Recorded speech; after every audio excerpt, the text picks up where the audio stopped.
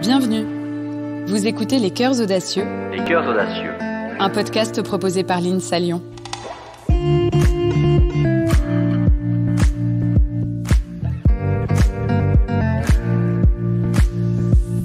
Il est difficile d'imaginer à quoi ressemblera le monde de demain.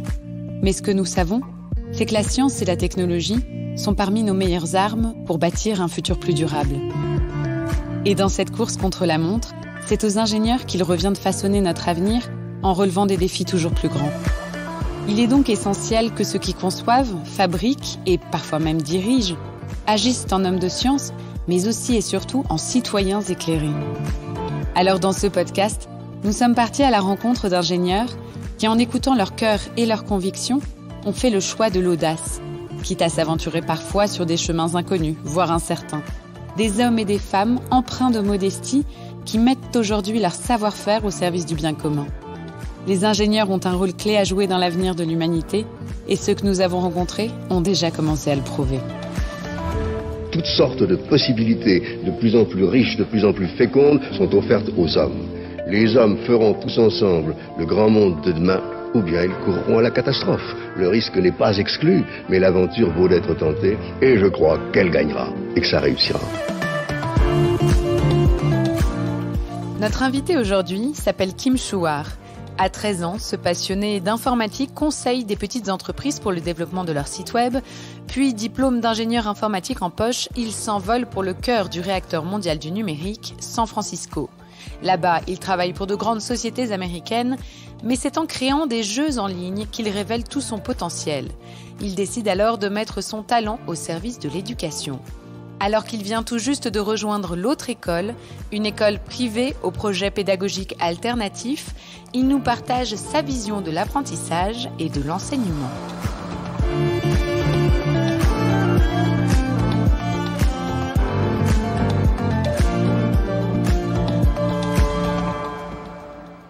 Kim, bonjour. Bonjour.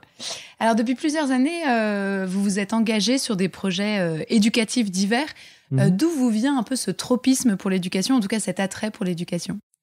Ça vient en fait d'assez jeune. J'ai eu la chance de trouver une passion quand j'étais au collège. À l'époque, c'était l'informatique. J'apprenais tout seul avec un site qui à l'époque s'appelait le site du zéro. Je suis très vite devenu autodidacte. Et en fait, il y avait une émulsion intellectuelle, c'était très créatif. Et j'ai fini par créer mon entreprise de consulting et aider les gens à trouver leur place sur Internet. Mais pour moi, c'était plus un jeu. Il y avait pas, c'était juste très bénéfique d'utiliser son cerveau. Et en fait, quand je comparais cette stimulation intellectuelle et genre même personnelle à ce que l'expérience pouvait être à l'école, ça a fait un gros gouffre pour moi que j'ai trouvé dommage. Je me suis dit, comment ça peut être à la fois aussi stimulant de faire quelque chose et aussi passif en écoutant quelqu'un parler. Je caricature bien sûr, mais et du coup, ça m'a donné une petite graine dans ma tête qui m'a dit, pourquoi on n'essayait pas de faire quelque chose de différent et on n'essayait pas de se rapprocher de ce stimuli qui est très personnel. Pour moi, c'était un sujet, mais c'est très différent pour chacun. Et donc, aider de nourrir tous ces cerveaux et de l'essayer de les trouver de leur bon engrais. On voit qu'à travers chacun de vos projets, vous avez à cœur de montrer le rôle que peuvent jouer la technologie et le jeu dans les modes d'apprentissage. Vous trouvez qu'aujourd'hui, on n'y a pas suffisamment recours dans les modèles éducatifs, que ce soit aux États-Unis ou en France? En fait, je pense qu'il y a une dualité. C'est un peu du tout ou rien. C'est-à-dire que soit, en fait, on ne l'utilise pas du tout. Du coup, on perd une opportunité énorme. Soit on met ça partout. Et du coup, ça devient contre-effectif, contre-efficace. Ce que j'essaie de stimuler à travers des équipes avec lesquelles je travaille, c'est d'arriver à trouver un juste milieu où, en fait, on utilise la technologie comme un outil et de façon assez sobre, d'une certaine façon. Pas une façon effrénée avec de l'AI partout et du marketing en veux-tu en voilà, mais plutôt de dire, OK, on sait ce qui a marché, on a des méthodologies pédagogiques freinées, Montessori et des choses qu'on a fait nous-mêmes, mais c'était à une époque où la technologie n'était pas présente. Et donc du coup, comment on peut utiliser cette nouvelle opportunité, ce nouvel outil pour soutenir en fait l'équipe pédagogique, pour qu'elle puisse en fait il y a quelque chose dans l'éducation qui est fondamentalement humain. Et le problème, c'est que souvent, il y a beaucoup d'administratifs ou des choses logistiques qui en fait vont nous retirer de l'humain. Et donc l'idée, c'est pas d'enlever l'humain, mais plutôt de le soutenir. Et ça, c'est à tous les niveaux, que ce soit au niveau administratif ou même dans les classes. À partir d'un certain âge, on peut même l'apporter même dans la relation de l'apprentissage avec l'enfant qui devient adolescent du coup. Je voudrais faire parler deux mondes qui se parlent pas assez. En gros, l'éducation et la technologie, mais même plus spécifiquement le jeu lui-même. Pas forcément que le jeu vidéo, mais l'approche du jeu. Parce que vous l'avez vu, l'apprentissage par le jeu, ça porte ses fruits? Ah oui, c'est fascinant. Je pense que c'est aller au-delà de mes attentes, notamment à un des projets que j'ai créé, où en fait c'était un jeu qui permettait aux enfants de créer un prototype qui allait résoudre des enjeux de développement durable. Et donc l'idée, c'est de leur proposer des problématiques en évitant qu'ils aient à trop les simplifier, à leur dire vous n'y arriverez pas. Mais leur dire ok, voilà le problème que le monde auquel font face. Et en fait, de par leur ingéniosité, ça apporte des nouveautés, une créativité dont on n'est pas capable en tant qu'adulte avec tous les murs qu'on a dans nos têtes. Et ce jeu, il consistait en quoi exactement? Enfin, quel était un peu le concept? Le jeu s'appelle Age of Makers et l'idée, c'est de stimuler les jeunes à trouver des solutions aux enjeux qui nous entourent. C'est une plateforme qui, en fait, c'est une extension Chrome. Donc, l'idée, c'était de se dire, il manque pas de place ou d'endroits en ligne pour apprendre, mais plutôt, c'est difficile à naviguer. Il y a tellement d'endroits que, en fait, on sait pas par où commencer. Donc, l'idée du jeu, c'est de leur donner des quêtes, une histoire à suivre, et surtout un objectif concret pour qu'ils naviguent ces différents sites, donc de curate, donc d'arriver à trouver ceux qui sont cohérents pour leur âge et faire en sorte de les amener à un point B où ils ont créé quelque chose et surtout appris beaucoup de compétences et notamment une confiance en eux qui leur permettra après de se dire ouais, je peux changer les choses. Donc ce deuxième projet que j'avais créé qui s'appelle Music for Change, qui était vraiment pour le coup très différent du premier. C'est intéressant pour moi de tester un autre sujet, de voir si les choses se répliquaient aussi pour valider mes assumptions. Mm-hmm. Et du coup, les élèves apprenaient un petit peu l'histoire de la musique. Donc, c'était des lycéens cette fois. Ils apprenaient de Nina Simone à Kendrick Lamar, comment ils ont influencé les mouvements sociaux et en fait permis à des gens de se retrouver même au travers de différentes couches sociales. Ensuite, ils faisaient une vision, ils disaient ma chanson va parler de telle chose, les réfugiés, le racisme, enfin des sujets qui leur tenaient à cœur, mais avec un aspect social. Et ensuite, ils apprenaient à produire, ils apprenaient à faire du beatmaking, de la musique théorie, de la théorie musicale, pardon. Comment écrire ses paroles, tout ça en contexte et avec des systèmes de mentoring aussi avec des producteurs de musique professionnels. Et en fait, on a réussi à faire encore une fois un concours mondial, mais cette fois, comme tout était virtuel, on a pu faire une finale. Donc, on avait des élèves qui ont créé des chansons, encore une fois, en Australie, en Inde aussi, en Allemagne, en Hollande, aux États-Unis. Et en fait, ça fait vraiment des couches culturelles très différentes qui, en fait, ont pu être exposées aux employés de l'entreprise dans laquelle je travaillais pour avoir des finalistes et avoir une finale où, en fait, ils ont pu pitcher leur projet, les finalistes, à des célébrités comme will.i.am, enfin, des gens ultra connus, et surtout 1,5 million de personnes en ligne. Et du coup, c'est incroyable. Moi, ce qui m'a beaucoup stimulé dans ce projet-là, c'est qu'en fait, 2 ou 3 semaines avant, les élèves ne savaient pas produire de musique. Ils ont produit quelque chose qu'ils ont pitché surtout, en fait, c'est en termes d'impact, quoi. De leur permettre de leur donner une parole et surtout de faire passer des messages qui étaient très divers. Et donc, l'événement est toujours disponible en streaming si ça vous intéresse. Mais c'était très touchant de voir, comme quand on leur donnait de l'espace, ils arrivent, en fait, à le prendre et, en fait, à nous apprendre plein de choses. Le parallèle que je voulais faire, c'est sur, en fait, quand on regarde dans la vie de tous les jours, surtout de plus en plus avec les choses qui changent très rapidement, on n'a plus de profs, que ce soit quand on sort du lycée ou quand on sort de nos études supérieures, où en fait, on se retrouve dans un monde où on n'a plus personne à qui demander, en fait. On doit être autonome sans forcément qu'on nous ait demandé de l'être auparavant.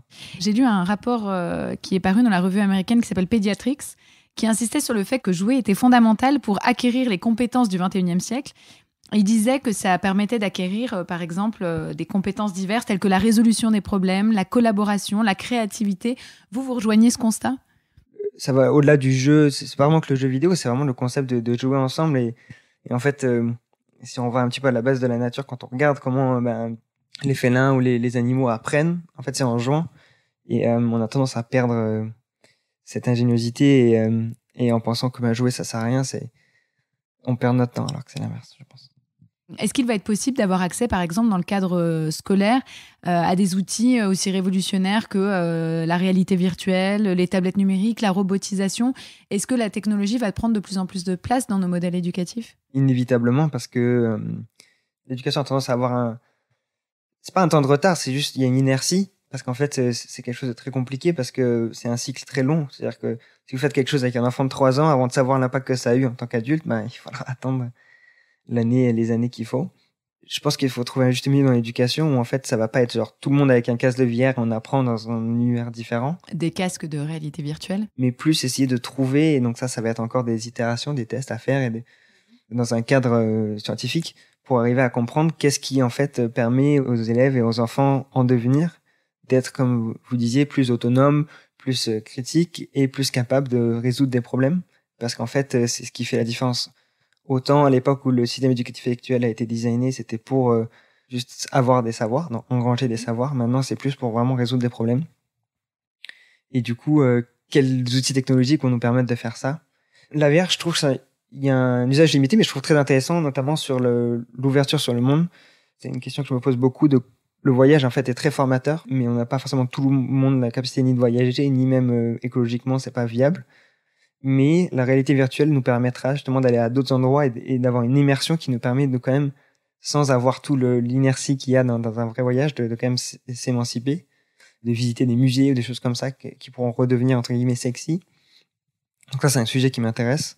Mais je pense qu'aussi, il va y avoir un regain pour le réel, en fait, pour tout ce qui est touché, surtout dans un jeune âge, en fait, où on sait les méfaits des écrans, etc. Donc du coup, la technologie dans l'apprentissage direct, n'aura vraiment qu'un effet positif qu'à partir d'un certain âge.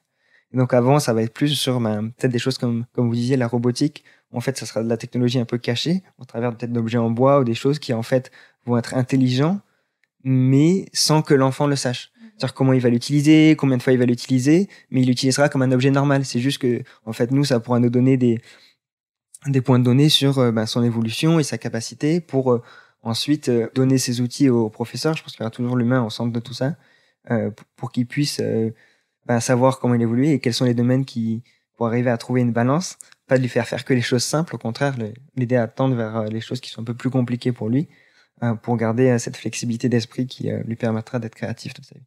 Mais ce recours justement à tous ces outils, il a un coût. Est-ce qu'aujourd'hui, on est prêt, en tout cas, les différents systèmes éducatifs sont prêts à les intégrer, ne serait-ce qu'au niveau financier? C'est un coût aussi avec, entre guillemets, un retour sur investissement aussi.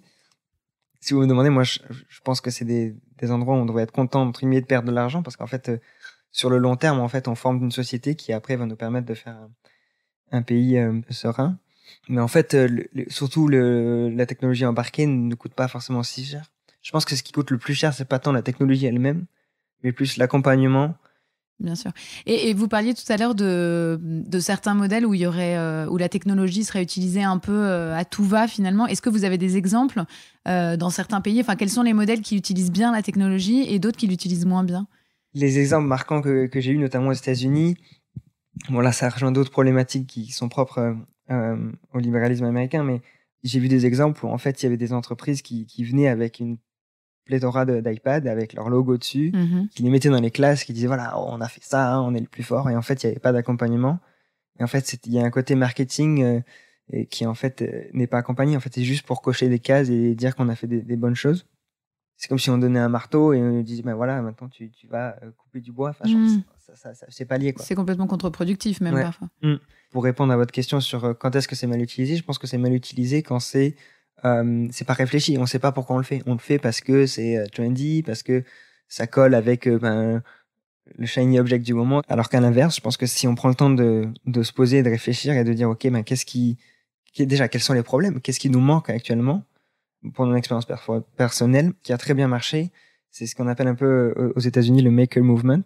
Donc c'est en fait un peu le concept de bricolage. C'est un peu moins sexy en français, mais l'idée c'est d'utiliser des outils, de décomposer les choses et en fait, au lieu de faire que les construire, on va les déconstruire aussi. Et en fait, il y a un côté ultra touché et réel et concret qui en fait est ultra bénéfique pour l'évolution en termes pédagogiques pour l'enfant.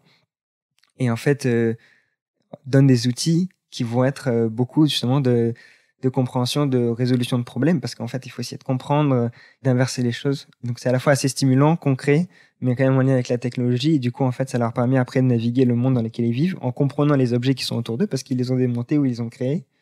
Ensuite, après, de là, on découle des choses qui sont même des fois, on peut pas imaginer, quoi, de ce que les enfants arrivent à créer ou nous proposent. C'est fascinant. Et par rapport à ça, quand vous voyez ce genre d'expérience dans ces écoles, quand vous regardez les modèles, on va dire, plus traditionnels en France ou peut-être aux États-Unis. Vous vous dites quoi? Qu'ils sont plus adaptés aujourd'hui, qu'il faut, en tout cas au monde de demain, et qu'il est urgent de changer les choses ou...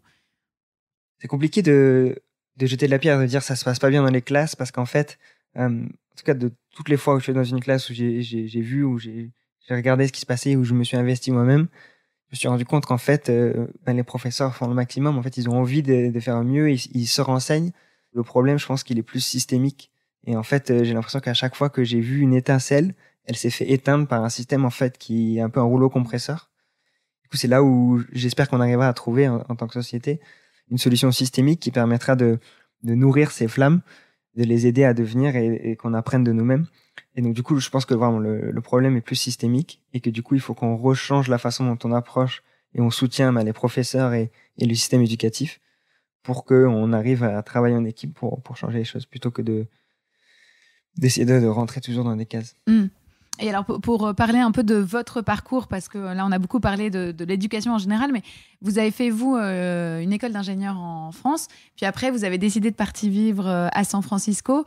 Pourquoi est-ce que vous avez fait ce choix et qu'est-ce que vous y faisiez exactement? À San Francisco, alors je suis tombé amoureux de cette ville quand j'avais 18 ans. En fait, c'est un endroit vraiment magique. Et du coup, je me suis dit, il fallait que j'y aille. À l'époque, du coup, j'avais 18 ans la première fois que j'y suis allé. J'avais déjà des compétences que je pouvais utiliser pour avoir un travail. Donc, en fait, j'étais pas forcément intéressé de faire des études supérieures. Surtout pas de faire de prépa. C'était vraiment une perte de temps pour moi. Et surtout, un temps qui est précieux, quoi. C'est des années de notre vie qui sont ultra sociales, en fait, où en tant qu'individu, on se développe énormément. Donc, j'ai failli faire des études localement, là d'où je venais, dans le sud de la France. Quand une amie, en fait, m'a parlé de l'INSA Lyon, et j'ai regardé, je me suis dit, oui, ça pourrait être intéressant, le concept de prépa intégrée. Et en fait, j'ai vraiment aucun regret, c'était vraiment une expérience incroyable. Je trouve que c'est un bon équilibre entre l'aspect quand même concret des sciences et de l'apprentissage, parce que en prépa, on n'apprend pas que des trucs qui servent à rien, mais il y a un côté bachotage qui est un peu stérile. À l'INSA, comme c'est déjà intégré et qu'en fait, on sait qu'on va rester, il y a vraiment un côté ultra pragmatique sur ce qu'on apprend. Mais surtout, la grosse différence pour moi, c'est le côté social, quoi. En fait, il y a une émulsion sociale, il y a 5000 personnes sur le campus qui, en fait, te permet d'essayer des choses un peu comme dans la vraie vie, quoi. Il y a des associations, il faut gérer des budgets, il faut essayer d'avancer, il faut créer des événements, et en fait, des choses qui, en fait, se rapprochent pas mal de ce que ça peut être dans la vie de l'entreprise, ou que ce soit dans l'entrepreneuriat ou dans une entreprise normale. Je suis allé un peu vivre à Lyon et j'avais toujours envie d'aller à San Francisco. Et donc, j'ai essayé une première fois, ce qui a été un échec complet parce que c'est très compliqué de venir depuis la France. Et si les profs l'entendent, ils vont pas être contents, mais j'ai arrêté d'aller en amphi. Je préférais apprendre tout seul. Et donc, le matin, je recherchais, j'essayais de travailler mon profil et comment trouver un travail. À force de persévérance, le jeune Aixois parvient à ses fins et s'envole pour sa ville rêvée, San Francisco.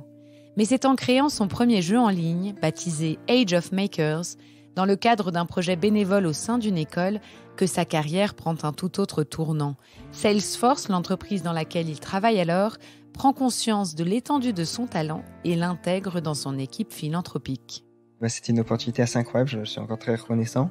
Ce qui m'a permis justement de développer ce jeu qui est open source maintenant, qui en fait, j'espère, a vocation à grandir, à devenir une plateforme. Open source, ça veut dire qu'il est disponible pour tout le monde et que tout le monde peut y participer et jouer. Alors déjà, le jeu est gratuit, c'est une extension Chrome. Mais en plus de ça, en fait, le code source est aussi rendu disponible en ligne sur un site qui s'appelle GitHub. Si quelqu'un se dit « Ah ouais, j'aime bien ce jeu, mais j'aimerais bien avoir telle fonctionnalité » ou « Là, il y a un problème », en fait, il peut regarder le code, le changer et proposer des changements. Et en fait, après, normalement, il y a une communauté qui se construit autour de ça, qui en fait permet de travailler ensemble. On sent qu'à travers chacun de vos projets, vous pensez et vous trouvez, et vous essayez en tout cas de sensibiliser les jeunes aux problématiques environnementales et sociales d'aujourd'hui. Vous trouvez que le système éducatif actuel, que ce soit en France ou aux États-Unis, est encore trop déconnecté de ces problèmes et de ces enjeux auxquels on fait face et auxquels les générations futures vont devoir faire face? Je suis quelqu'un d'assez positif, donc j'espère que ça va s'améliorer, mais j'ai certains... Quand je vois l'évolution, un petit peu les intérêts de la société, des fois ça m'attriste un peu, ou ça devient très soit individualiste ou alors matérialiste. C'est des choses qui sont, je pense, un peu futiles. Et j'espère que en fait on arrivera à se recentrer sur les individus, mais en société, et de ce qu'on peut faire en tant que société. Donc c'est pour ça que j'ai réalisé notamment l'année dernière l'importance de la culture à quel point c'est essentiel pour faire du lien social et pour nous permettre de nous comprendre, en fait, des gens qui habitent pas du tout au même endroit, qui ont aucune raison de se parler, peut-être se rencontrer dans un événement culturel, et en fait, faire du lien, se comprendre et évoluer. Et, au travers de l'éducation, c'est l'opportunité de se donner des excuses de faire ça et d'arriver à trouver des solutions et surtout avoir envie de le faire plutôt que d'acheter. Et quand on réfléchit un peu au temps que l'on passe chacun à l'école, c'est approximativement 14 000 heures dans une vie. Ah ouais. C'est un moment qui est crucial à la fois dans la vie d'une personne, mais également qui est un des piliers, enfin l'éducation, c'est un des piliers les plus importants de nos sociétés. La directrice de l'UNESCO, Audrey Azoulay, elle a dit que c'était le seul et l'unique atout d'un pays pour construire un monde plus résilient et plus durable à long terme. Vous êtes d'accord avec cette idée-là, qui est du coup l'éducation revêt énormément d'enjeux pour une société. Complètement. Et je pense que c'est même difficile de réaliser l'impact que ça peut avoir. Parce que, comme je partageais avant, il y a un effet boule de neige où, en fait, quand on donne les outils et la place aux générations qui arrivent de penser le futur de façon sustainable, en fait, ils vont au-delà de ce qu'on peut même imaginer. Et c'est pour ça que, du coup, j'ai rejoint l'entreprise dans laquelle je suis actuellement, qui est un groupe d'écoles qui s'appelle L'Autre École, pour essayer justement d'expérimenter, d'arriver à avoir une approche alternative de l'éducation qui se rapproche des problématiques dont on a parlé auparavant. Parce qu'en fait, l'éducation, c'est quelque chose qui est à la fois très théorique. Il faut comprendre comment le cerveau fonctionne, comment un enfant devient adulte, etc. Et très pratique parce qu'en fait, il peut y avoir énormément de problèmes qui se passent dans une école. C'est très complexe comme environnement. Il faut beaucoup d'expérimentation avant de trouver une solution viable. C'est difficile pour un ministère de l'éducation de changer les choses sans pouvoir expérimenter, en fait. Et c'est peut-être quelque chose que je ramène, que j'ai appris de la Silicon Valley, où en fait il y a un concept d'itération rapide, où en fait on n'essaye pas d'avoir des grandes idées, de réfléchir sur nos idées puis après de les implémenter, mais tout de suite ce qu'on appelle bootstrap, c'est-à-dire qu'on a une petite idée, on va la faire, on essaye et en fait on se rend compte qu'on était à côté de la plaque et du coup on va dans la bonne direction qui est le plus applicable et pratique justement. Et du coup je pense que d'arriver à créer un modèle d'école alternative qui pourrait être à l'échelle française, qui permettrait à chaque individu de se développer, d'être à la fois critique et surtout comprendre comment il fonctionne en tant qu'individu, comment ses émotions fonctionnent, comment celles des autres fonctionnent, et on arrive à en parler, des choses qu'on finit par faire en tant qu'adulte, mais c'est un peu trop tard. Si on arrive à prouver à l'échelle que c'est possible et qu'il y a une solution qui est à la fois pratique et théorique, j'espère qu'on arrivera à infuser ça dans le public. Parce que du coup, aujourd'hui, vous êtes rentré de San Francisco et vous vous lancez dans un nouveau projet, l'autre école dont vous parliez. C'est quoi ce modèle éducatif? C'est quoi cette école? Ça consiste en quoi exactement? Alors moi, je rejoins ce projet qui a été créé par Lionel Sayag et toute une équipe derrière. J'ai eu beaucoup de chance de rencontrer cette équipe. C'est un modèle alternatif qui du coup repose. L'idée, c'est de pas s'enfermer dans un modèle éducatif, encore une fois, d'utiliser plusieurs inspirations, Montessori, Freinet, en fait des penseurs qui en fait ont déjà fait beaucoup d'essais et d'arriver à l'utiliser ça encore une fois à l'échelle de façon très pratique avec 6 piliers. Donc il y a le pilier commun de l'éducation nationale. Là, on a vraiment l'idée, c'est pas d'ostraciser les enfants, mais de garder une communalité pour qu'ils puissent avoir des va-et-vient si besoin, mais de faire un oui et de construire là-dessus. Et donc, il y a un concept de bilinguisme aussi, dont je parlais plus tôt. Nous, on se focalise pas mal sur le français-anglais parce que c'est quand même la langue qui va être le plus pratique. Mais l'idée, c'est vraiment le multilingue, quoi. Donc, c'est une fois qu'on en a appris une autre, on peut en apprendre une autre, et ça pourrait être aussi français, espagnol si c'est cohérent. Mais l'idée, c'est que ça ouvre une ouverture sur le monde et surtout, ça crée des chemins cognitifs qui nous permettent de faire des choses qui ne sont pas possibles après. Donc, moi, je l'ai vécu à la première personne, du coup, en étant aux États-Unis, en travaillant dans un environnement, dans une autre langue, et en fait, en basculant d'une langue à l'autre, en fait, je voyais les choses différemment. Si on donne ça aux enfants encore plus jeunes, ben, j'imagine ce qu'ils arriveraient à faire. Et donc, ensuite, il y a d'autres piliers comme l'apprentissage socio-émotionnel dont je parlais auparavant. Donc, comment on comprend nos émotions, les émotions des autres, et arriver à naviguer là-dedans. Et ça, comment ça se traduit? Ça se traduit par quoi comme sorte de cours? C'est quoi? C'est des espèces d'ateliers pédagogiques autour de l'apprentissage de ces émotions, la reconnaissance de ces émotions? En fait, je pense qu'il y a 2 éléments. Il y a l'aspect, qu'est-ce qu'on va faire comme course là-dessus, et puis aussi, surtout, comment on va arriver à infuser ça partout. C'est-à-dire que chaque détail va être important. S'il y a un conflit ou il y a un problème dans une classe, comment on va arriver à faire en sorte que les élèves le résolvent par eux-mêmes et leur donner les outils pour se comprendre, et pas que ce soit le professeur qui dise « Ah ouais, t'as pas... » Enfin voilà, de recentrer la résolution du problème sur la classe elle-même, tout en gardant quelque chose quand même de cohérent. Mais il y a aussi des moments philo. En fait, il y a une discussion des émotions. Et en fait, il y a plein d'outils qui ont été faits et développés depuis des années. L'école du colibri. Enfin, en fait, il y a plein de choses qui se passent. Encore une fois, l'idée, c'est pas de réinventer la roue, mais de construire dessus et en fait de capitaliser sur toutes les choses qui ont été faites. Moi, je me pose la question du coût de ces structures aussi, parce que là, en effet, on sent que on a l'impression qu'il n'y a que du positif dans ce concept d'école, parce qu'on part de la base de l'éducation nationale, on y rajoute que du positif, que des ateliers pédagogiques qui sont justement bénéfiques pour les enfants. Mais est-ce que c'est pas réservé encore, pour l'instant, à une certaine élite, et comment faire pour rendre ces modèles éducatifs plus accessibles? Complètement. C'est un peu notre challenge de tous les jours, et c'est un peu ce qui me donne envie de me lever le matin, c'est d'arriver à trouver ce juste milieu, justement. L'idée, c'est d'arriver à avoir un coût de structure qui est identique à celui de l'éducation nationale, pour qu'en fait, ça coûte la même chose par enfant, de faire un cycle dans cette approche pédagogique que dans une approche publique. Pour qu'ensuite, justement, il y ait la possibilité de, entre guillemets, transvaser, ou alors se retrouver au milieu. Ça fait partie du challenge. Donc, dans une vision, toujours l'idéal, et du coup, c'est pour ça que c'est important d'itérer et de faire ce projet sur le terrain pour arriver à trouver ce juste milieu économique. Et c'est pour ça que pour nous, c'est important aussi d'avoir une mise à l'échelle d'envergure nationale pour arriver à unifier certaines des choses qui sont répétitives dans les écoles et arriver à faire en sorte qu'on arrive à ce coût dont je parlais, qui est similaire à celui de l'éducation nationale. Et rendre l'école plus accessible. Et je lisais que cette école, l'autre école, elle se définit comme une école bilingue, innovante et bienveillante. La bienveillance, c'est, j'imagine, un des concepts, enfin en tout cas une des valeurs phares de cette structure. Est-ce que les fondateurs l'ont précisé parce qu'ils trouvent, et que peut-être vous trouvez, que les modèles plus traditionnels ne sont pas si bienveillants que ça à l'égard des enfants aujourd'hui? Alors bienveillance, c'est vraiment quelque chose qui est super important pour nous.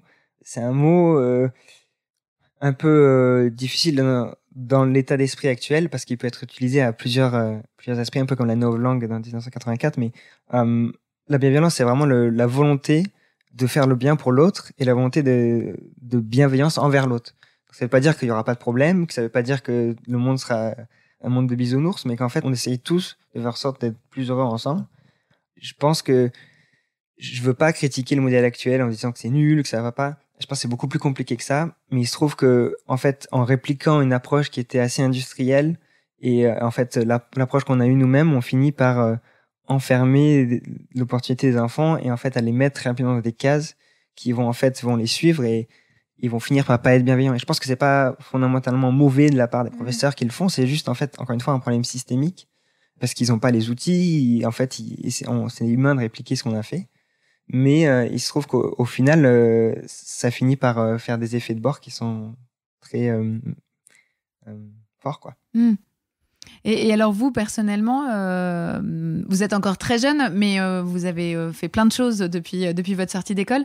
Vous avez suivi votre rêve presque d'ado ou d'enfant, j'en sais rien, de partir vivre aux États-Unis, d'avoir cette expérience à San Francisco, dans la Silicon Valley. Aujourd'hui, vous revenez en France à des choses beaucoup plus concrètes. C'était un désir que vous aviez au fond de vous depuis plusieurs années. Et qu'est-ce que ça vous apporte aujourd'hui de travailler, que l'éducation fasse partie de votre job à plein temps, finalement? Ça, je pense que c'est d'abord une chance pour laquelle je suis très reconnaissant, de pouvoir consacrer mon temps à quelque chose qui me passionne et qui, j'espère, pourra avoir un impact sur beaucoup de vies, pour que plus de personnes arrivent à faire ça, à trouver ce qui les passionne et à pouvoir en vivre. Pour ce qui est du retour en France, quand je suis parti aux États-Unis, je savais pas combien de temps j'allais rester, je pensais pas rentrer. Et c'était un choix à la fois facile et difficile. Difficile dans le sens où San Francisco, c'est quand même un endroit particulier. Je pense pas que je serais épanoui autant que je l'ai été dans un autre endroit. Pourtant, il y avait un côté égoïste où je vivais un peu dans une bulle. Il y avait beaucoup de pauvreté et de disparité sociale et de violence sociale, et aussi une illusion et surtout des valeurs pour lesquelles j'étais pas aligné. Et surtout, je dois beaucoup, ça fait un peu politicien, mais je dois beaucoup à la France. Non, mais à la France en globalité, c'est-à-dire à la fois la culture dans laquelle j'ai grandi, tous les individus que j'ai rencontrés, les études que j'ai faites, que j'ai eu la chance de pas payer, et ça, c'est un luxe énorme. Les fois où je suis allé à l'hôpital, que j'ai pas eu à payer, j'ai pas dû réfléchir si je prenais l'ambulance, à ce que ça allait me coûter $10 000, ce qui a été le cas aux États-Unis. C'est un luxe dont on se rend pas forcément compte parce qu'en fait, ça fait partie de notre vie de tous les jours. Et donc, c'est important pour moi de rentrer pour essayer d'apporter ce que j'avais appris aux États-Unis en toute modestie. En toute modestie. Donc moi, je n'estime pas que je vais changer les choses, mais plutôt qu'il y a des choses qui sont incroyables dans la Silicon Valley, qui pourraient être appliquées en France, en conjonction avec justement la culture française et des choses qui seront peut-être un peu plus réfléchies que ce qu'ils peuvent l'être parfois aux États-Unis. On vous souhaite une bonne continuation et une excellente réussite à travers l'autre école. Merci beaucoup. Merci beaucoup.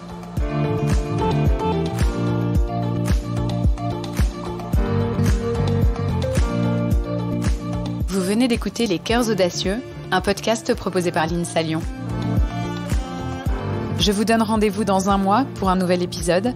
En attendant, n'hésitez pas à nous laisser un avis ou à liker l'épisode. Merci.